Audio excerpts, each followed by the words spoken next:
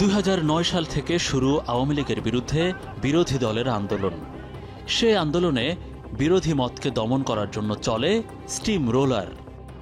বিএনপির গণতন্ত্র পুনরুদ্ধার যে আন্দোলন শুরু হয়, সে আন্দোলনে করতে গিয়ে আমাদের ছাত্রদল, যুবদল, বিএনপি, স্বেচ্ছাসেবক দল, ইভেন মহিলা দলেরও কিছু নেতাকর্মী খুন হয়, গুম হয়।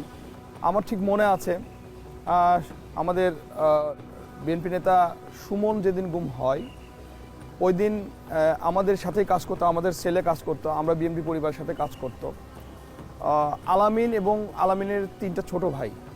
এই 3টা ছোট ভাইকে একসাথে, তাদের কিন্তু অপরাধ ছিল না। সুমন ভাইকে যখন গুম করা হয়, শুধু তাদের দেখার জন্য সাক্ষী রাখেনি, এই 4টা ছেলেকে কিন্তু গুম করা হয়েছিল সেদিন।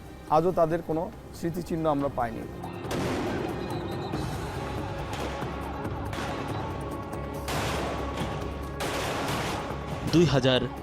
সাল বাংলাদেশের রাজনৈতিক ইতিহাসের একটি অন্ধকার অধ্যায়। সরকার বিরোধী দলের সংঘর্ষ, আন্দোলন ও প্রতিরোধের মধ্যে একটি ভয়াবহ পরিস্থিতি তৈরি হয়। বিএনপি, জামাত ইসলামী ও অন্যান্য বিরোধী শক্তিগুলো নির্বাচনের বয়কটের ডাক দেয়। সেই নির্বাচন বয়কটের আন্দোলন দমানোর জন্য তৎকালীন আওয়ামী লীগ সরকার বিরোধী মত দমনের একটি নতুন অস্ত্র আবিষ্কার করে।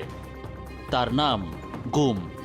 এই গুমের শিকারে হয়েছে রাজনৈতিক আক্রোশ, ক্ষমতার লড়াইয়ের কারণে নিখোঁজ হওয়ার ঘটনা। আমরা অধিকার কন্টিনিউয়াসলি আমরা এই কাজটা করে গেছি, এবং শুধু নট অনলি বাংলাদেশ, আমরা ইন্টারন্যাশনাল যে জায়গাগুলিতে বলার যায়, জাতিসংঘের, আপনারা জানেন যে জাতিসংঘের এনফোর্স ডিসঅ্যাপিয়ারেন্সের একটা কমিটিও আছে। সেই কমিটিতে আমাদের যখনই ইউপিআর সেশন যেটা হচ্ছে প্রত্যেক 4 বছর পর পর, ইউনিভার্সাল পিরিয়ডিক রিভিউ, যেখানে আমরা আমাদের লিখিত রিপোর্টে আমরা গুমের ভয়াবহতা সম্পর্কে বলেছি, এবং এইটা ছিল অধিকারের প্রতি এই বিগত কর্তৃত্ববাদী সরকারের একটা বড় ক্ষোভের বিষয়।